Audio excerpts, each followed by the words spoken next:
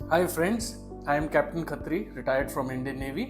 आज मैं आपको बताऊंगा कि personal information questionnaire form PIQ form का क्या इम्पोर्टेंस है और उसको SSB के असेसर उसको किस नज़रिए से देखते हैं और क्या इन्फॉर्मेशन उससे निकालते हैं। SSB में PIQ फॉर्म का बहुत महत्व है।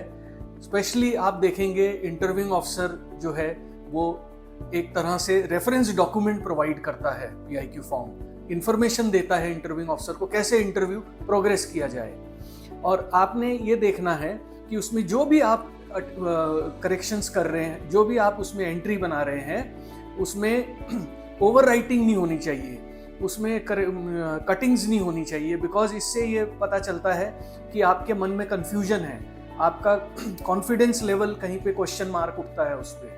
तो जो भी करेक्शन आपने, कभी गलती हो सकती है पर ज़्यादातर आपने सोच के उसमें लिखना है ताकि कोई उसमें करेक्शन और कटिंग्स ना हो।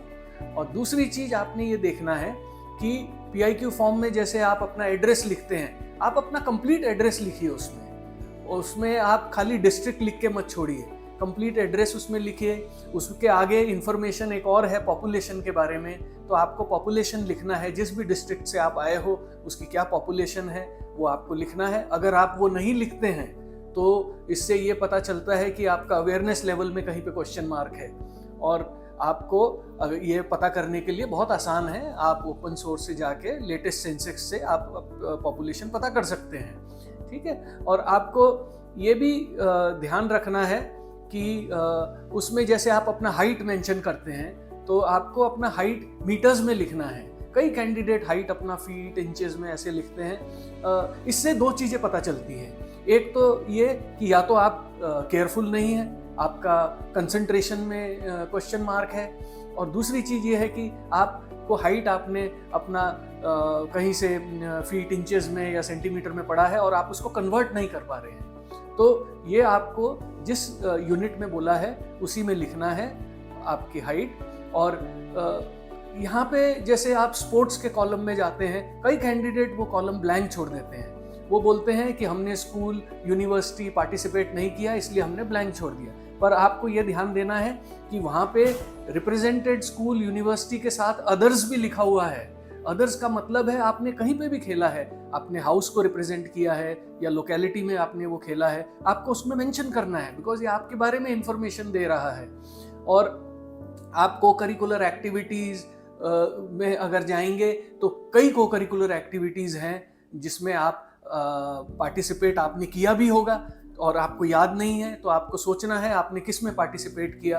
को curricular activities, anything other than your academics and organized sports and games comes under the category of co-curricular activities, जैसे painting, sketching, dramatics, quiz contest, elocution contest, कोई भी एक्टिविटी ऐसी, सेमिनार है, कहीं ट्रैकिंग है, ये सब आप डाल सकते हैं उसमें। ये बताता है कि आपने क्या क्या एक्टिविटीज़ में पार्टिसिपेट किया है। इसी तरह से हॉबीज़, इंटरेस्ट भी अपना उसमें डालना है। अगर आपकी कोई हॉबीज़, कोई इंटरेस्ट अगर आपको समझ में नहीं आ रहा है तो आपने सोचना है कि आप क्या चीज़ में आप रुचि रखते हैं, वो आप उसमें डाल सकते हैं। और किसी के अगर कोई इंटरेस्ट नहीं है तो आप इनकलकेट कीजिए कोई इंटरेस्ट, स्पेशली आउटडोर एक्टिविटीज़ में आप पार्टिसिपेट कीजिए, वो आपका हॉबी इंटरेस्ट की कैटेगरी में आ सकता है। देखिए, ये PIQ फॉर्म आपको, असेसर को ये बता रहा है कि आपने अपने पास्ट में क्या क्या एक्टिविटीज़ की है, तो आपने इसको अच्छे से सोच समझ के इसको डालना है। ये एक आपके इंटरव्यू के लिए एक रेफरेंस डॉक्यूमेंट है। ये अगर मैं SSB के नज़रिए से देखूं तो उनको ये जानकारी देता है कि आपने क्या क्या एक्टिविटीज़ में पार्टिसिपेट किया है, और ये बहुत इम्पॉर्टेंट है SSB में। और आपको इसको जो है सोच के समझ के लिखिए। हमने आपको पहले भी और कई चीज़ों के बारे में बताया है, इंटरव्यू टेक्निक के बारे में आप पुराने वीडियोस देख सकते हैं। और किसी को कोई डाउट भी है किसी भी इश्यू में तो आप हमको कांटेक्ट कर सकते हैं, हम उसके बारे में भी वीडियोस हम जनरेट कर सकते हैं और आपको इन्फॉर्मेशन देंगे। जय हिंद।